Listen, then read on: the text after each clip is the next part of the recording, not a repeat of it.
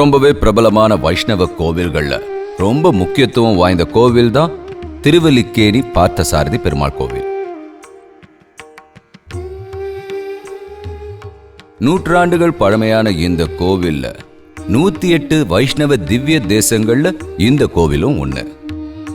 சென்னை மாநகரத்தில் இருக்கிற திருவல்லிக்கேணில இது அமைஞ்சிருக்கு.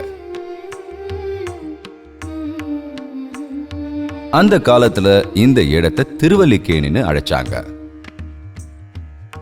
வல்லிக்கேணின்ற வார்த்தைக்கு தாமரை குளம்னு அர்த்தம்.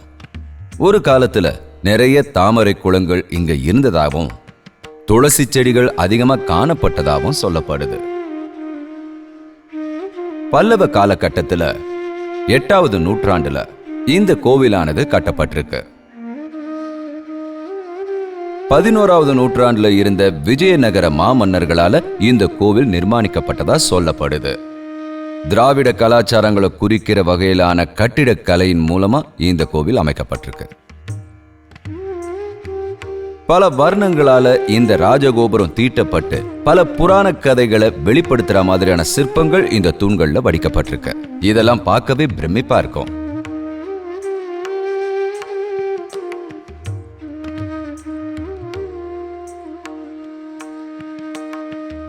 முப்பத்தி 6 தூண்கள் கொண்ட மண்டபம் பல்லவரோட காலகட்டத்தில் இருந்த கலைகளை பிரதிபலிக்கிற வகையில மகா மண்டபம் இங்க கம்பீரமா காட்சியளிக்குது.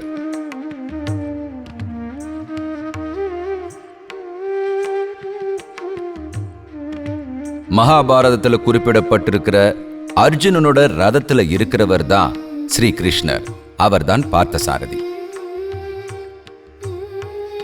மகாவிஷ்ணுவ பார்த்தசாரதி சொரூபத்துல பார்க்கணும்னு விருப்பப்பட்டு சுமதிங்கிற ராஜா திருப்பதி கோவில்ல இருந்து இந்த உருவத்தை திருவல்லிக்கேணிக்கு அனுப்புனதா ஐதீகம் இருக்கு.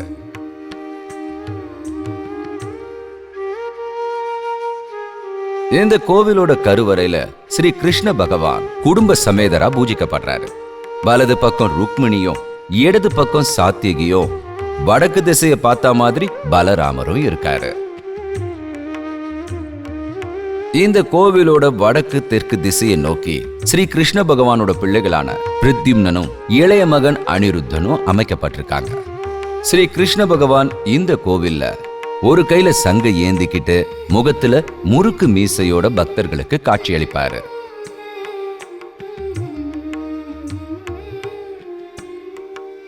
ஸ்ரீ கிருஷ்ணனோட ஆயுதமான சக்கரத்தை இந்த சிலையில இல்லைன்றதும் கிருஷ்ணனோட அம்புகள் ஏற்படுத்தின காயத்தை பகவானோட முகத்துல வடிவமைச்சிருக்காங்கன்னு இங்க தெரிஞ்சுக்க வேண்டியது முக்கியமான விஷயம். விஷ்ணு பகவானோட அனைத்து அவதாரங்களும் இங்க சிலையா வடிக்கப்பட்டிருக்கு.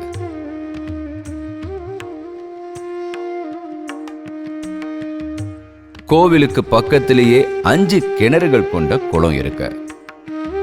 கங்கை நீரை விட ரொம்ப புனிதமா கருதப்படுற ஒரு குளம் தான் இது. சென்னை மாதிரி ஒரு பெரிய நகரத்துல பரபரப்பா இருக்கிற இந்த இடத்துல இந்த கோவில் அமைக்கப்பட்டிருக்கு. சரித்திரங்களும் இதிகாசங்களும் கலாச்சாரங்கள் எல்லாமே இங்க ஒன்னா பிணைஞ்சிருக்கிறத நம்மளால பார்க்க முடியும். புனிதமான ஆசீர்வதிக்கப்பட்ட இந்த கோவிலுக்கு போற மக்கள் அங்க கடவுளை மட்டும் பார்க்கறதில்ல, நம்மளோட பாரம்பரியமான கட்டிடக்கலையோட நுட்பத்தை அங்க அவங்களால பார்க்க முடியும்.